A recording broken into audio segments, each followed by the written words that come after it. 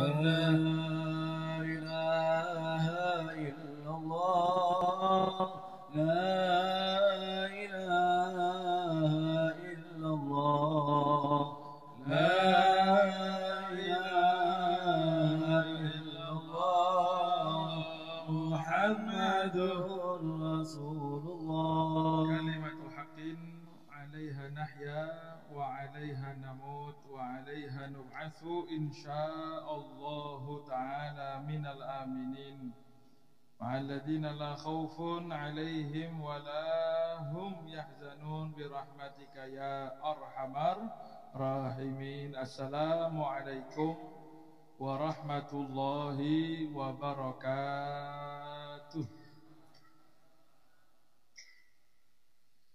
إن الحمد لله نحمده ونستعينه ونستغفره ونعوذ بالله من شرور أنفسنا ومن سيئات أعمالنا من يهد الله فلا مضل له ومن يضلل فلا هادي له. اللهم صل وسلم وبارك على سيدنا وحبيبنا وقرة أعيننا وطبيب قلوبنا محمد مفتاح باب رحمة الله عدد ما في علم الله صلاة وسلاما دائمين بدوام ملك الله وعلى آله وصحبه ومن والاه ولا حول ولا قوة إلا بالله. رب اشرح لي صدري ويسر لي أمري واحلل عقدة من لساني يفقه قولي. اللهم لا سهل إلا ما جعلته سهلا وأنت تجعل الحزن إذا شئت سهلا. اللهم سهل لنا حفظ العلوم وهب لنا وسع الفهوم بجاه النبي المعصوم وآله وصحبه أجمعين. أما بعد. Para hadirin wal hadirat, para pecinta majelis-majelis kebaikan, para jamaah Masjid Baitur Rahim Bakungan Banyuwangi yang mudah-mudahan kita semua dimuliakan oleh Allah Subhanahu wa taala. Syukur alhamdulillah pada malam hari ini kita bisa kembali ditakdir hadir oleh Allah Subhanahu wa taala. Kembali dituntun untuk hadir ke tempat-tempat yang mulia.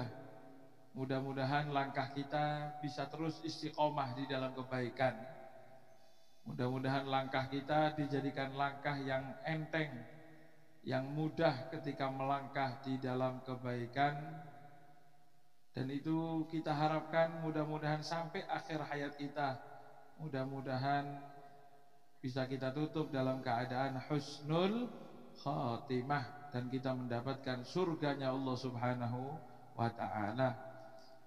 Dalam sebuah hadis Rasulullah sallallahu alaihi wasallam beliau bersabda, "Man salaka tariqan yaltamisu fihi ilman sahhalallahu lahu tariqan ilal jannah." Barang siapa yang menempuh suatu jalan, man salaka tariqan, yang dia menempuh jalan, mendarai sepeda motor, pokoknya menempuh jalan, yaltamisu fihi ilman, yang dia memang sengaja berangkat itu untuk menuntut ilmu, untuk ngaji niat taklih. Lha apa nang Bakungan? Nagih utang. Kok nagih nang masjid? Iya biasanya wonge hadir pengajian. Lah itu niatnya ngambil utang nggih. Tapi kalau berangkat niat, gremes niki. Moro-moro gruduk, tak. Enteni iki. Ya begitu hujan mandek berangkat. Apa kata Rasulullah? Sahhalallahu, maka Allah akan mempermudah untuknya thariqan, jalan menuju surga. Jadi kita ini nerobos hujan, nerobos kesel, nerobos macet, nerobos itu bagaikan nerobos jalan menuju surga, karena akan digampangkan oleh Allah Subhanahu wa taala. Dan jalan menuju surga ini Tidak segampang bakal pikiran kita kalau tidak dapat bantuan dari Allah Subhanahu wa Ta'ala. Mudah-mudahan termasuk orang yang digampangkan menuju surga. Itu saking pentingnya dan hebatnya menuntut ilmu. Menuntut ilmu tidak kudu nyantri mondok, tidak. Pokoknya pengajian, berangkat ke guru, tanya ilmu dan lain sebagainya. Mudah-mudahan kita termasuk orang yang digampangkan untuk jalan menuju surga. Dan insya Allah sebagaimana kita berkumpul di tempat ini untuk ngaji, untuk belajar, mudah-mudahan kelak dikumpulkan untuk mendapatkan kenikmatan surga ma'an nabiyyin was-siddiqin wasyuhada was-salihin wa hasuna ulaika rafiqa. Amin amin ya rabbal alamin. Para hadirin wal hadirat, para jamaah muslimin muslimat rahimakumullah. Malam hari ini sedikit mari kita mengenal salah seorang sahabat Nabi Muhammad sallallahu alaihi wasallam. Dan kenal sahabat niki kata Kanjeng Nabi, sabda Rasulullah sallallahu alaihi wasallam adalah mengenal kompas, bagaikan mengenal bintang. Kalau bahasa sekarang kompas, atau kalau lebih milenial lagi, bagaikan mengenal Google Map. Karena kata Kanjeng Nabi, sahabat-sahabat saya itu bagaikan bintang. Bi ayyihi muqtadaitum, yang mana saja kalian ikuti, ihtadaitum, maka kalian akan mendapatkan petunjuk. Ya kalau bahasa sekarang kan Google Map, kepengin wedi nyasar, lihat Google Map. Lah Google Map itu enten ilmune, ndak ngawur. Kadang-kadang gawa motor moro-moro nyasar nang sawah-sawah. Kenapa? Karena belum menguasai Google Map. Jadi kenal sama sahabat, dan kenalnya itu lewat jalur yang baik, ya. Yang cerita para alim ulama. Kadang-kadang cerita sahabat, sing cerita pesulap, yang cerita dukun, ya itu akhirnya make Google Map tapi tidak tahu caranya, akhirnya yuk nyasar. Maka kita niat malam hari ini kenal sama seorang sahabat yang disebutkan di dalam hadis Al-Arba'in Nawawi, ya, yaitu sahabat yang berjuluk Abu Ruqayyah. Abu Ruqayyah itu berarti bapaknya Ruqayyah. Kalau cak nama Madura Pakna Ruqayyah, ya. Bapaknya Ruqayyah. Lo kan biasanya bapak itu kan ke orang laki, ya kalau memang tidak punya orang perempuan, tidak punya anak perempuan, ya boleh.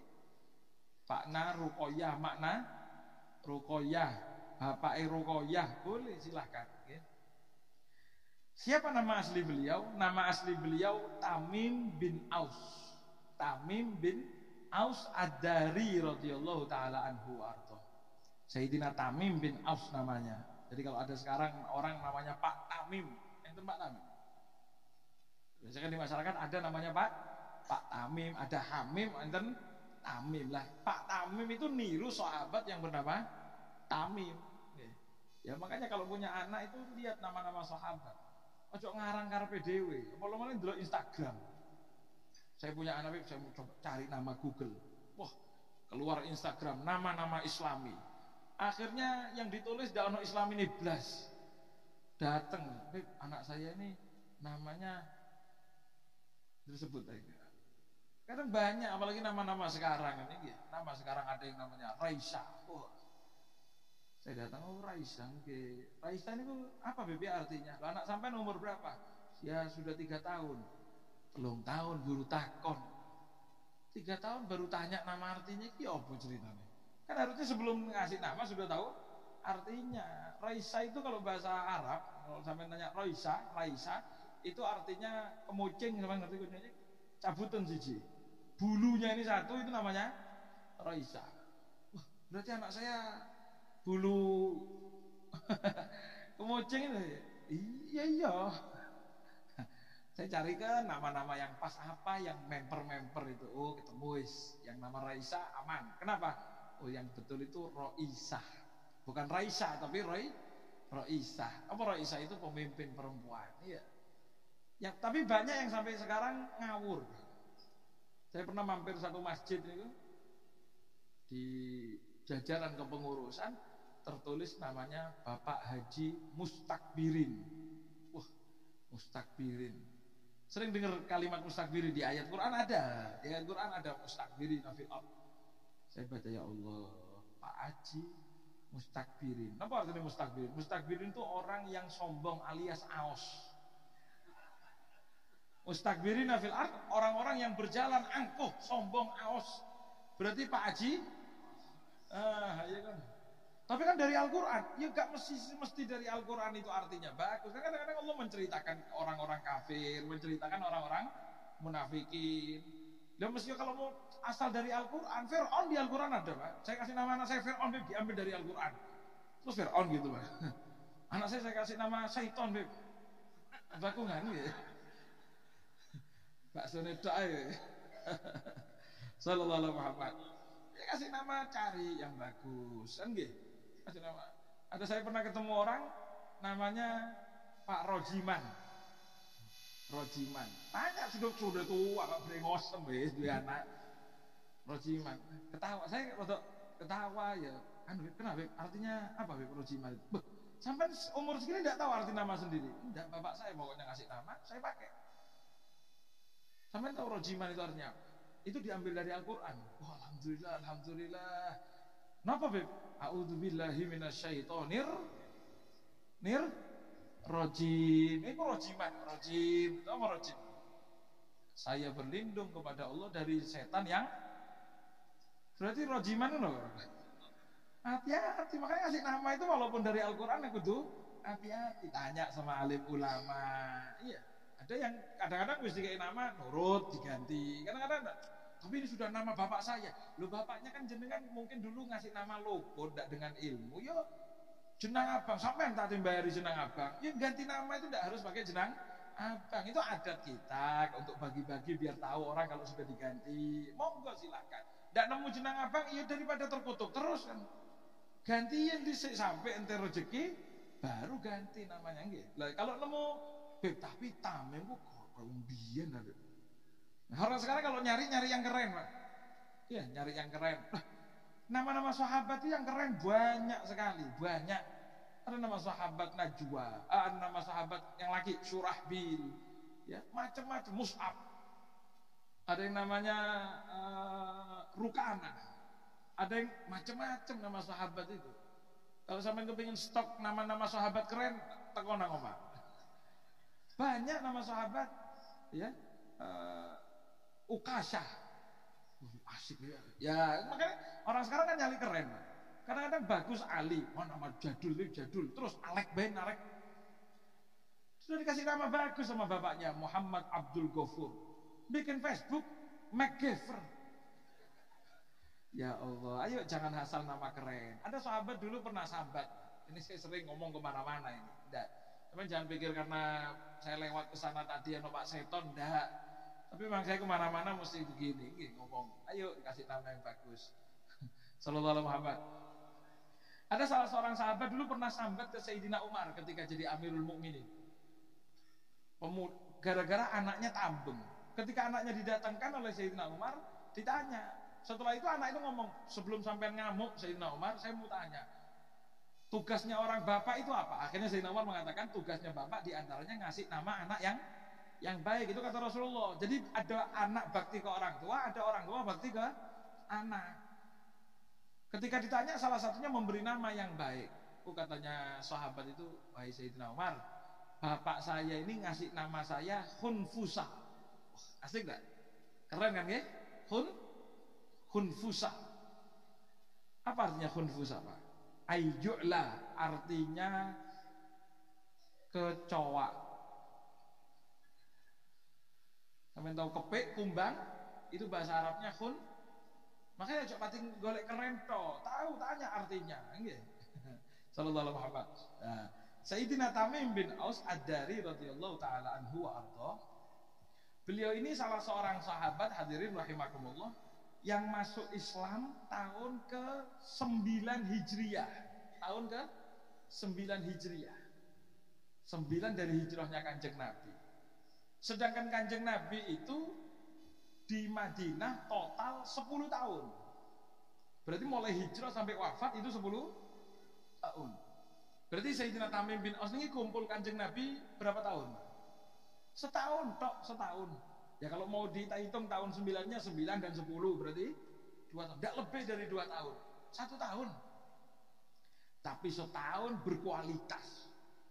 Makanya dikatakan oleh alim ulama, wa kana min masyahiris sahabati wa afadilihim. Beliau itu walaupun 1 tahun kumpul Kanjeng Nabi, tapi termasuk sahabat-sahabat yang masyhur, yang terkenal. Wih, Kanjeng Nabi, sahabat Kanjeng Nabi, sahabat Kanjeng Nabi. Wa afadilihim termasuk sahabat-sahabat yang afdol, yang terkemuka. Dan perlu diketahui hadirin rahimakumullah, dikatakan beliau itu sahibu dinin wa qiyamin wa qiraatin. Beliau itu adalah sahabat yang ahli agama. Wa qiyamin, ahli qiyam. Qiyam itu maksudnya salat. Umumnya disebut salat itu maksudnya salat qiyamul lail, ahli tahajud. Wa qiraatin dan ahli baca Quran.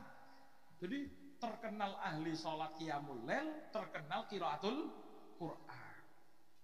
Dan perlu diketahui, perlu dipikirkan. Ketika orang itu terkenal hebat, jangan langsung kagum, tapi lihat dulu dia itu hebat ngelawan siapa, kan gitu nggih? Karena makanya ada ilmu, jenengan yang mungkin punya tinggi kurang terlalu tinggi, Beb saya tidak tadi tinggi ya Beb, atau cilik-cilik, kepengen kelihatan tinggi gampang. Tidak perlu sampai beli peninggi badan, jejero karo wong pendet. Kan gitu. Walaupun tidak terlalu tinggi, tapi jejerannya orang apa pendet? Orang cebol, jejernya sama orang kerdil, kelihatan tinggi.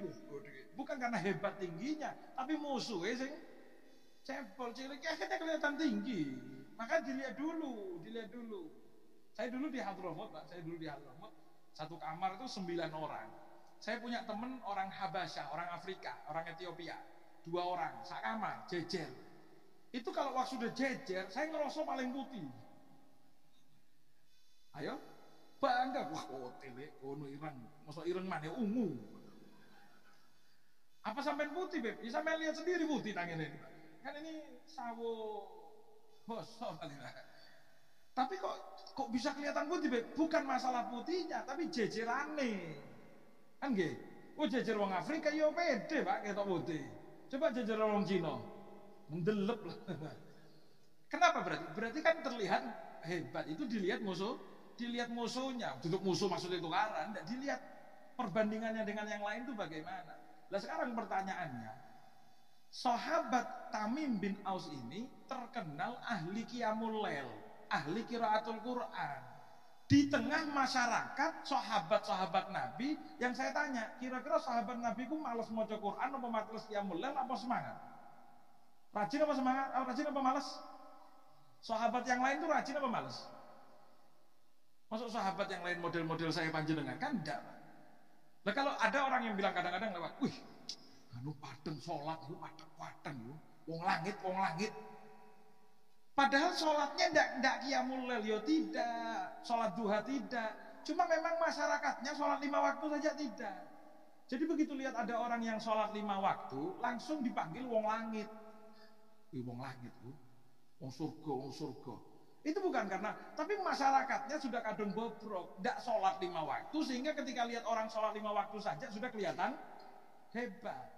Ramadan, sak koncoan rokokan kabeh tengah-tengah Ramadan. Ono sijine ndak saya ndak mau batalno. Mosok Ramadan model ndak wani. Oh, Pak Yai biain sampean. Akhirnya dipanggil sama teman-temannya Pak Yai. Saya mau tanya, emang Kiai? Kan bukan Kiai, cuma ketika komunitasnya elek, dia terlihat baik walaupun sedikit, maka sudah terkenal baik. Lah masalahnya Sayyidina Tamim bin Aus ini, Pak, Bu, beliau terkenal ahli qiraatul Quran di tengah sahabat-sahabat lain yang memang juga ahli qiraatul Quran. Terkenal ahli sholat di tengah masyarakat yang ahli sholat. Berarti kira-kira sholatnya dos pundi? Berarti kira-kira sholatnya hebatnya bagaimana? Terkenal, sahabat-sahabat lain hebat-hebat. Sahabat lain tuh dikatakan kalau sudah ada sebagian sahabat itu masuk masjid sebelum subuh, itu keadaan masjid kayak Jumatan. Kenapa? tahajud masing-masing itu dengan suaranya masing-masing, dengan ibadahnya masing-masing. Lah, sholat tahajud seperti sholat Jumat. Kira-kira qiyamul lailnya sahabat itu bagaimana berarti? Ada salah seorang istrinya Nabi Muhammad SAW, yaitu putri daripada Sayyidina Umar bin Khattab, Sayyidatuna Hafsah. Sayyidatuna Hafsah itu dikatakan malaikat Jibril itu turun ke kanjeng Nabi, muji Sayyidatuna Hafsah. Siti Hafsah itu dipuji sama kanjeng Nabi, sama malaikat Jibril. Apa pujiannya malaikat Jibril? Innaha sawamatun qawwamah. Ya Rasulullah, Hafsah itu kanjeng Nabi sawamah, ahli puasa, qawwamah, ahli qiyamul lail. Nah, kalau dibilang yang muji malaikat Jibril, kira-kira qiyamul lailnya model apa? Kalau kau ingin tahu bagaimana qiyamul lailnya Siti Hafsah, pernah satu waktu kanjeng Nabi itu masuk ke rumah Rasulullah yang ditempati Siti Hafsah. Di tengah musolanya, jadi ada tempat ya, mihrab atau musola. Itu di tengah-tengah musolanya ada tali membentang. Jadi kalau kiblatnya ke barat, talinya itu utara selatan, mangklang. Talinya ini mangklang. Kanjeng Nabi tanya, Hafsah, ini buat apa? Di tengah musola ada tali malang. Kalau saya tanya kira-kira di rumah jenengan di musola tiba-tiba ada tali malang, kira-kira gaya apa? Di jemuran jelas, tidak pernah dipakai sholat itu pasti. Kenapa? Gaya jemur. Nah ini kanjeng Nabi tanya, ini buat apa Hafsah? Apa jawaban Siti Hafsah? Ya Rasulullah, itu buat kalau saya qiyamul lail kanjeng Nabi. Kalau saya qiyamul lail tidak kuat, serendengan, ngantuk-ngantuk, takut jatuh, dalam keadaan berdiri saya akan pegangan tali tersebut. Jadi gandolan tali, kenapa? Takut jatuh ketika qiyamul. Jadi pegangan gini. Jadi kalau andai kata serendengan miring tetap tidak jatuh karena pegangan. Sekarang kalau ditanya, pantas tidak disebut ahli qiyamul lail? Pantas, kenapa? Malaikat Jibril nyebut pantas. Karena memang sampai gandolan, sampai pegangan tali qiyamul lail. Nah kalau sekarang pertanyaannya, Sayyidina Tamim bin Aus ini terkenal sahabat yang hebat. Kira-kira hebatnya bagaimana? Terkenal sahabat yang afdol. Afdolnya kira-kira bagaimana? Jangan bayangkan. Terkenal ahli qiraatul Quran, ahli qiyamul lail. Bagaimana? Coba dilihat. Karena disebutkan di dalam kitabnya Imam Ibnul Athir ya, Usdul Ghabah. Disebutkan juga di dalam kitab At-Tibyan fi Adabi Hamalatil Quran. Imam Nawawi menyebutkan, kana yakhtimul Qur'ana fi rak'atin. Beliau itu sering khatam Quran dalam satu rakaat saja. Jadi Allahu Akbar, ari waladhdallin, amin. Itu qiyamul lail. Bismillahirrahmanirrahim. Alif lam mim. Dzalikal kitabul la raiba fihi hudan lil muttaqin. Sampai mana, Beb? Sampai Bismillahirrahmanirrahim. Qul a'udzu birabbin nas, malikin nas, ilahin nas. Khatam Quran. Berapa rakaat? Satu rakaat. Oke, ini model saya panjenengan kan tarawih kok. Allahu Akbar. Bismillahirrahmanirrahim. Yasin. Tidak pakai Al-Qur'an lagi, Yasin. Allahu Akbar. Bismillahirrahmanirrahim. Nun. Allahu Akbar. Nun. Allahu Akbar. Nun itu belum satu ayat.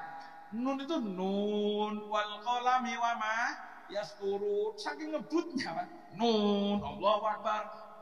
Bismillahirrahmanirrahim. Alif lam mim. Allahu Akbar. Rakaat kedua. Bismillahirrahmanirrahim. Kaf ha ya ain shad. Allahu Akbar. Akhirnya yang hampir tosin mim. 20 rakaat itu semuanya huruf hijaiyah kabeh. Nah ini Allahu Akbar alif lam mim. Coba nanti insyaallah salat Isya dicoba ini. Siap. Ya jangan satu hatam Quran lah. Nanti salat Isya surat Waqiah. Siap? Nanti Pak Jitris yang imami, Pak nggih. Saya pamit duluan, Pak.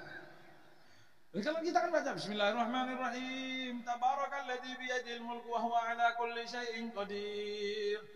Wah, mak kandu Allah. Ngerti kemeng ta iki sikil. Gruntengnya banyak. Ini sholat Allah alif lam mim sampai An-Nas satu rakaat tok. Sekarang kalau ditanya, pantas enggak orang yang begitu terkenal qiyamul lail? Pantas enggak? Terkenal qiraatul Quran? Pantas? Pantas. Bahkan dikatakan rubbama yuradidul ayatul wahidah al-lail kulli. Beliau itu ila sobah. Beliau itu terkadang sering disebutkan oleh Imam Ibnu Al-Athir, kalau sudah qiyamul lailnya cuma 1 rakaat. Allahu Akbar, mulai malam itu ya. Cuma baca 1 ayat Quran tok. Jadi diulang-ulang ayat itu sambil tadabbur, sambil nangis. Jadi sampai mana? Sampai subuh. Jadi jam 1 bangun, sudah wudhu semuanya, Allahu Akbar, mari waladhdallin, amin. Bismillahirrahmanirrahim. Apa ayat yang dibaca? Am hasibal ladzina istarahus sayyiati an naj'alahum kalladzina amanu wa 'amilus shalihat. Sawa'um mahyahum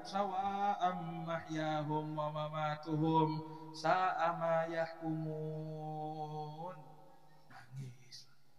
Am hasibal ladzina istarahus sayyiat. Itu ayat menjelaskan gitu. Apa sampean pikir? Apakah kamu pikir orang-orang yang lama, orang yang suka maksiat itu sawa'an an naj'alum kalladzina amanu? Terus dibilang sama saja, podo-podo menungso, podo-podo umat Kanjeng Nabi. Kono gak pati maksiat, kene maksiat mosok pamparan, podo biain. Apa kata Allah? Sa'ama yahkumun, salah prasangka mereka. Kalau ada orang yang taat disamakan sama orang yang tidak taat, ahli maksiat disamakan. Orang yang padang sampai mempeng-mempeng, sampai hartanya kadang habis untuk sedekah, sampai ibadahnya sampai kesel kemeng, walaupun dengkol-dengkol jalan sama orang yang sehat afiat, males sholat. Apa sampean pikir sama? Sa'ama yahkumun, salah prasangka kamu. Itu ayat diulang-ulang. Nangis lagi. Sampai kapan? Sampai subuh. 1 ayat tok sampai subuh. Ini cerita itu kan biar diambil ibrohnya, nggih. Biar diambil ibrohnya. Kira-kira bisa kita ambil ibrohnya. Siap niru nomor mboten niki? Woi. Siap ya? Insyaallah besok subuh dilakukan ini nggih. Besok subuh Pak Yasin nggih. Ya? Sapa sing hadir ngacung-ngacung? Insyaallah besok subuh Yasin iki asli Yasin. Siapa sing hadir? Nyerah kabeh kan langsung nggih. Iya Pak, berat. Lah, ini berat. Ya, saya pun mengakui. Ya ini jelas berat. Saya ngomong apa maneh. Ya, yang lemu-lemu kita abot ngadeg. Lah kalau kita masih belum bisa yang ini, ternyata ada 1 amalan lagi dari Sayyidina Tamim bin Aus. Tamim bin Aus itu jadi orang hebat, bukan itu toh. Ada lagi Pak. Apa ini disebutkan?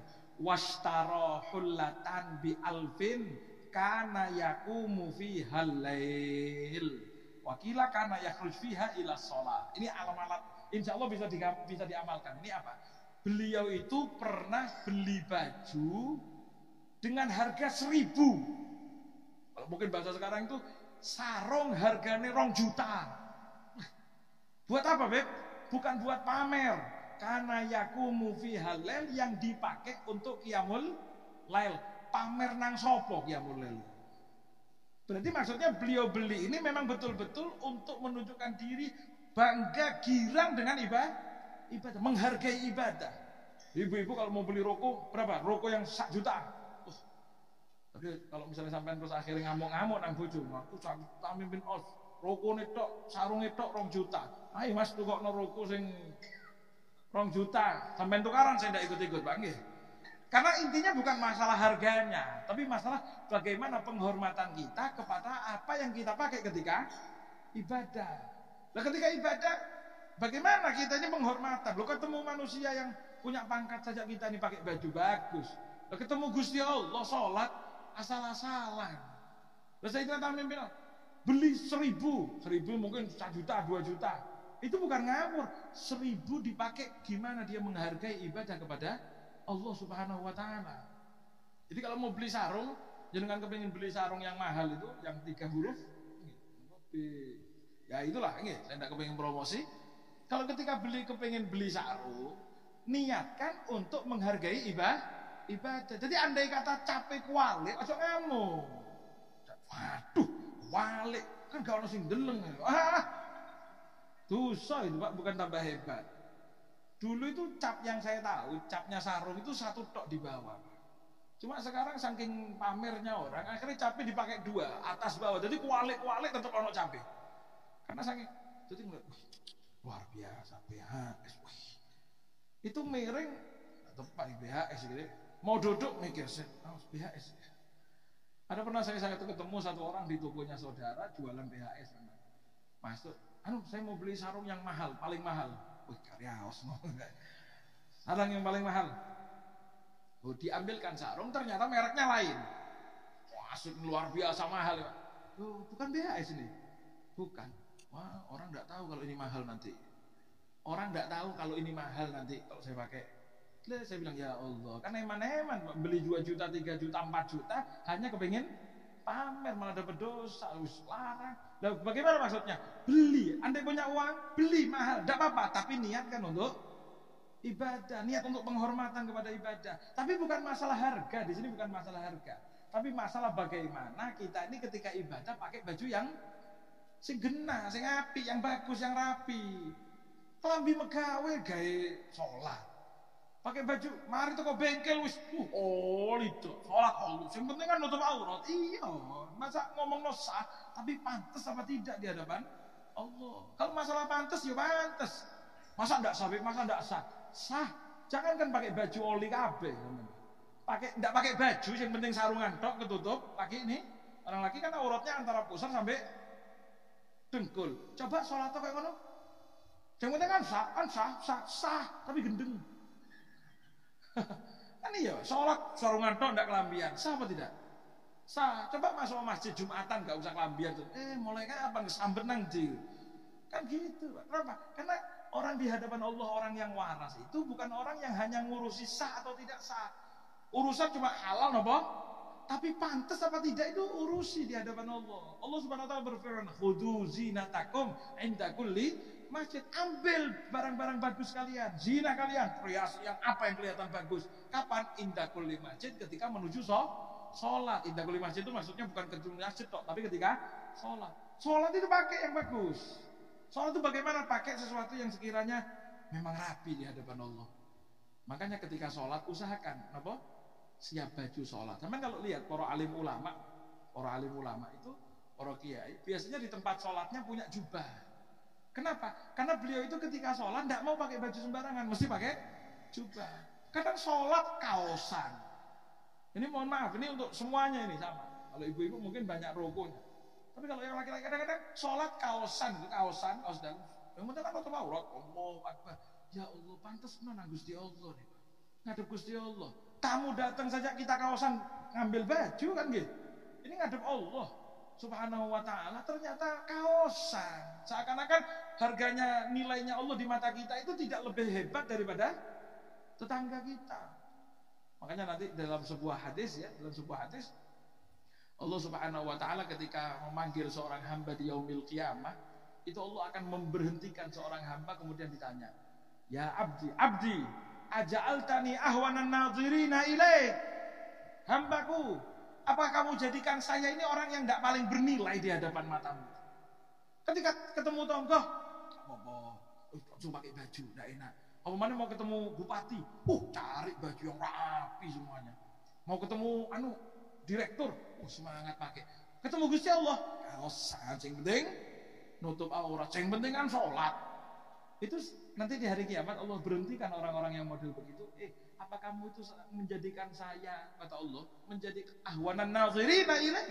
Apa kamu jadikan saya ini orang yang tidak paling berharga di matamu?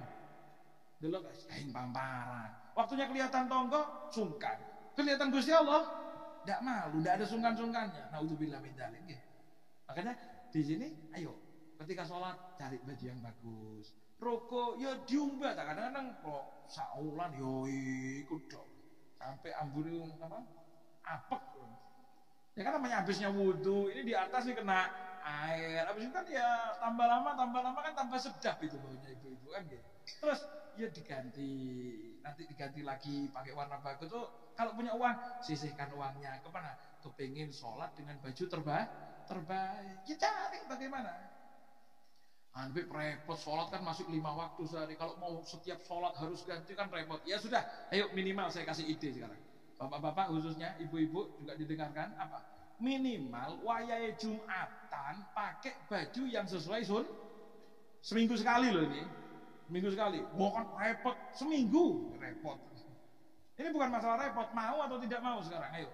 Seminggu sekali wayahe Jumatan pakai baju yang sesuai sunnahnya Kanjeng Nabi. Apa bajunya? Kanjeng Nabi ngajari hari Jumat itu paling terbaik pakai baju warna putih semuanya. Kalau kita lihat guru-guru kita, sampai lihat Hai Umar bin Habib, sampai ketika lihat ada live streamingnya, lihat khutbah Jumat, sampai lihat tidak mungkin bajunya warna lain.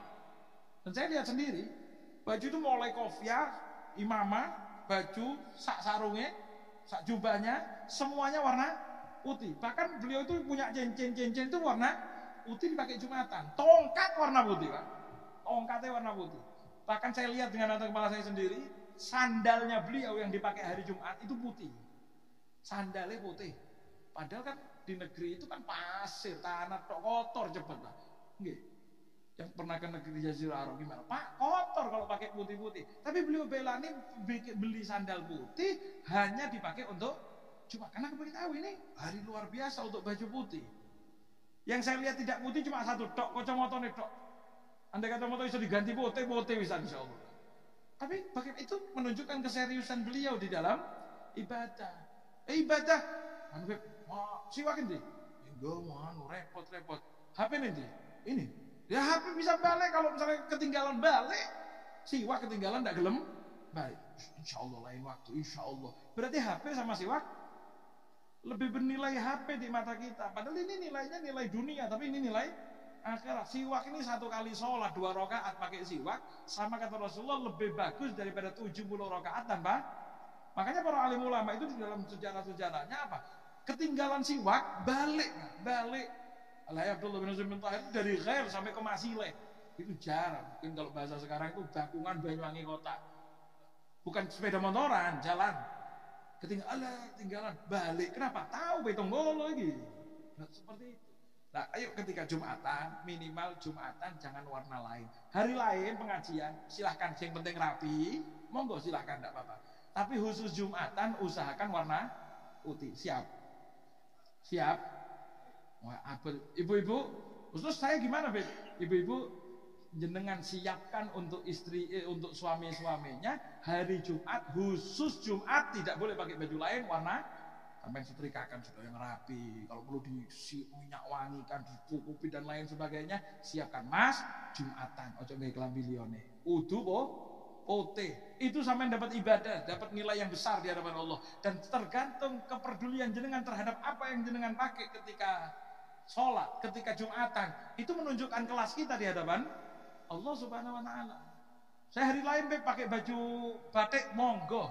Mau sampai batik hari lain, batik pink boleh lah, pink. Bapak-bapak gamisan warna pink, silahkan. Polkadot dah. Oh, polkadot. Tidak apa-apa, silahkan hari lain. Tapi wayahe Jumatan ojo jangan warna lain, warna putih. Kalau punya sorban, ada sorban warna sama sorban putih pakai. Punya kopiah, sama kan sudah tiap hari pakai kopiah hitam, nggih, monggo silahkan, boleh kopiah nasional, songkok nasional, silahkan. Tidak dosa, tidak ada yang ngomong dosa. Kalau ada yang ngomong dosa, ngawur jelas. Silahkan pakai warna. Tapi ketika hari Jumat usahakan warna putih. Udah bisa kopiah ini saya tidak nemu. Ya minimal bajunya putih, baju sarung cari yang warna putih. Bisa pakai motif, tidak ada motifnya lebih bagus, pokoknya putih. Karena Kanjeng Nabi itu mengutamakan hari Jumat hari warna putih pakai. Sampai lihat kalau para habaib itu kalau sudah hari Jumat, Pak, mungkin malamnya itu biasanya kalau sudah ada acara mesti Jumatan, malamnya itu putih. Kenapa? Karena baju yang dipakai Jumatan itu nanti dipakai malam, biasanya begitu. Kalau memang masih bersih. Cuman kalau kepengen ngundang dengan satu baju para alim ulama, ini ngundang hari Jumat. Kenapa? Karena hari Jumat itu beliau-beliau mesti warna putih. Jadi ketika datang serempak warna putih. Kenapa? Bukan karena kembaran, tapi memang sunnahnya hari Jumat itu warna putih. Ayo coba kira-kira bisa atau tidak seminggu sekali?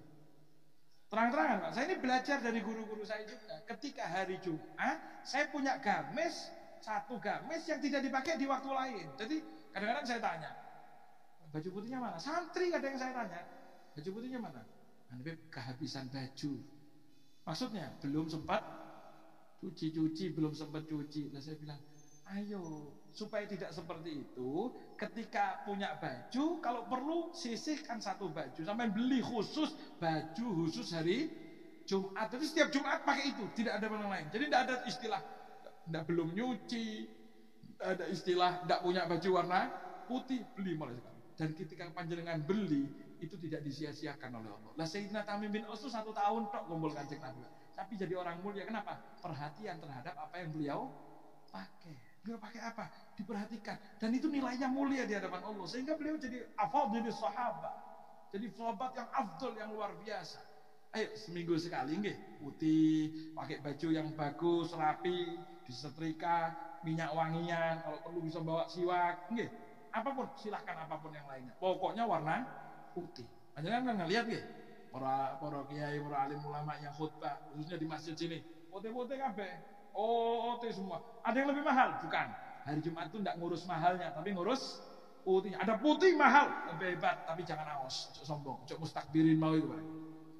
Oke, nah seperti itu. Sayyidina Tamim bin Aus. Sayyidina Tamim bin Aus ini dikatakan selanjutnya, ya, sedikit. Pernah satu waktu beliau itu ketika datang ke kota Madinah, masuk kota Madinah, beliau itu ternyata bawa barang banyak, kayak uang kulaan. Bagaikan orang yang sedang kulaan.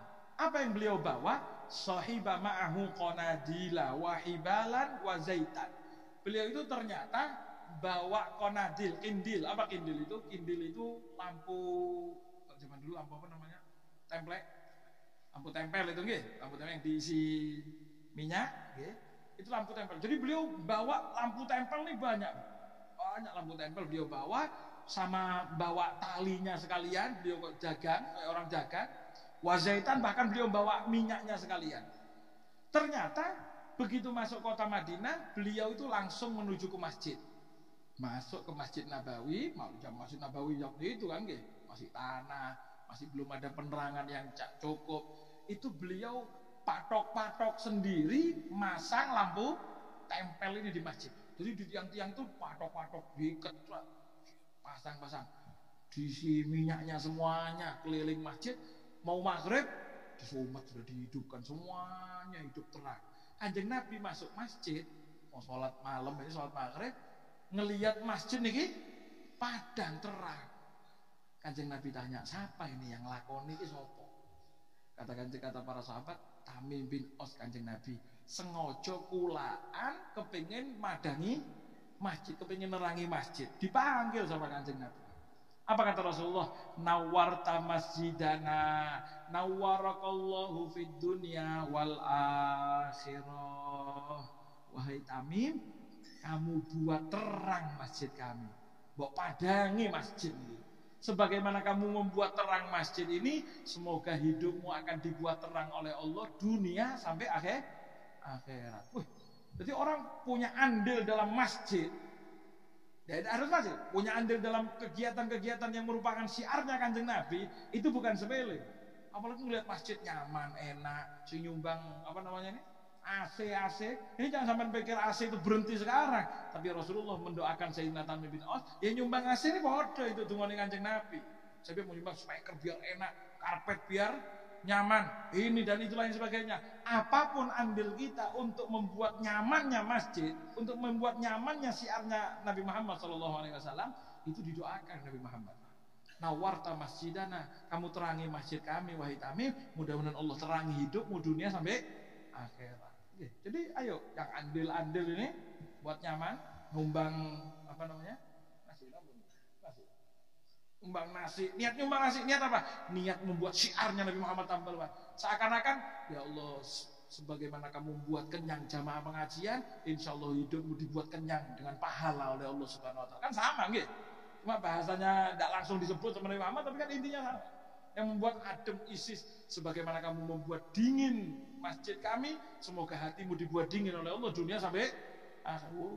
Berarti tidak sembarangan, gitu. Membuat semangat masjid, pengajian dan lain sebagainya itu besar. Ada lanjutannya sedikit. Ama wallahi, Nabi Muhammad sampai sumpah demi Allah, Tamim demi Allah, lau kana li ibnah la ankahtukaha. Ya Allah, Tamim sayang. Coba saya ini masih punya anak belum nikah, ya anak perawan saya ini, tak ambil mantu kamu, saya ambil mantu. Wih. Jadi Tamim bin Aus itu mau dipek mantu sama Kanjeng Nabi. Lah sekarang tanya, kira-kira Kanjeng Nabi itu ngepek mantu sembarangan apa milih? Ya milih, yang kita ini milih, kita cari yang soleh, yang cari yang soleha, cari yang sekiranya agamanya Masya Allah. Bukan urusan dunia. Kanjeng Nabi ini ngelihat madangi masjid, menerangi masjid. Kanjeng Nabi bilang, wih coba saya punya anak, saya sampai mantu, saya ambil mantu kamu Tamim. Jadi kalau mau cari mantu, saya model-model Tamim ini.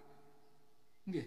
Kalau cari mantu, cari yang model-model Tamim bin Aus. Kenapa? Karena model mantu yang seperti itu yang dicari oleh Nabi Muhammad Sallallahu Alaihi Wasallam. Lah ketika Kanjeng Nabi ngomong saya masih sudah tidak punya anak, ada salah seorang sahabat di masjid ketika itu ngomong, ya Rasulullah, anak uzawiju ibnati, saya pasti punya anak, saya nikahkan sama Tamim ya Rasulullah. Oh cocok, bagus.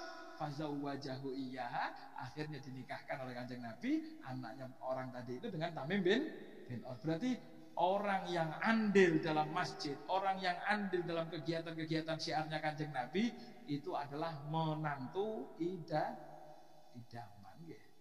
Ini sing durung payu ya no? Ini ya, ini yang nyuting ini durung payu ya. Itu yang durung payu iki siji. Ini menantu idaman ya. Tapi ukurannya Kanjeng Nabi. Kalau sampean kepengin ngikut ukurannya Kanjeng Nabi, cari yang model-model seperti itu. Nggih. Iku sing nyuting durung sing ceramah sampean. Nggih. Sallallahu alaihi Muhammad. Nggih. Jadi ayo kalau tidak bisa niru Tamim bin Aus dengan ibadahnya 1 kali hataman, kalau tidak bisa niru Tamim bin Aus dengan 1 rakaat 1 ayat diulang-ulang sampai subuh, ya ayo minimal perhatikan apa yang kita pakai ketika ibadah. Bagaimana andil kita di dalam masjid, andil kita di dalam kegiatan-kegiatan syiar agama, disitulah nilai kita di hadapan Allah. Yang tidak peduli berarti tidak ada nilainya di hadapan Allah Subhanahu wa taala. Mudah-mudahan termasuk orang yang semangat ya. Mudah-mudahan termasuk orang yang perhatian kepada diri ketika sholat, perhatian ke diri ketika ibadah, perhatian kepada keberlangsungan masjid, dan mudah-mudahan kalau cari mantu, cari mantu-mantu yang seperti itu. Cari mantu-mantu yang peduli kepada agama. Nggih, bagaimana? Ada mantu orang soleh, enggak usah ngenteni dilamar. Kalau perlu sampai tawani anake. Karena begitulah Kanjeng Nabi ngajari. Kanjeng Nabi itu dilamar sama Siti Khadijah, Pak. Saya punya anak perawan, saya kepingin andai kata itu yang baru pulang pondok itu yang pintar, Masya Allah, kepingin melamar anak saya. Kalau dinteni kadang-kadang luput, tidak tahu kabar. Nawani, ya nawani gak polos-polosan kayak nawani kacang itu. Nawani gimana lah caranya cari orang? Masya Allah, tonggoku. Padahal disuruh aneh nih. Boleh, ya cari menantu idaman. Mudah-mudahan ketika dapat mantu yang solehin, solehat. Amin ya Rabbal alamin. Mudah-mudahan jadi ilmu yang manfaat ya. Mudah-mudahan jadi ilmu yang barokah. Amin amin ya Rabbal alamin. Wassallallahu ala sayyidina Muhammadin wa ala alihi washabbihi wasallam walhamdulillahi rabbil alamin. Wassalamualaikum warahmatullahi wabarakatuh.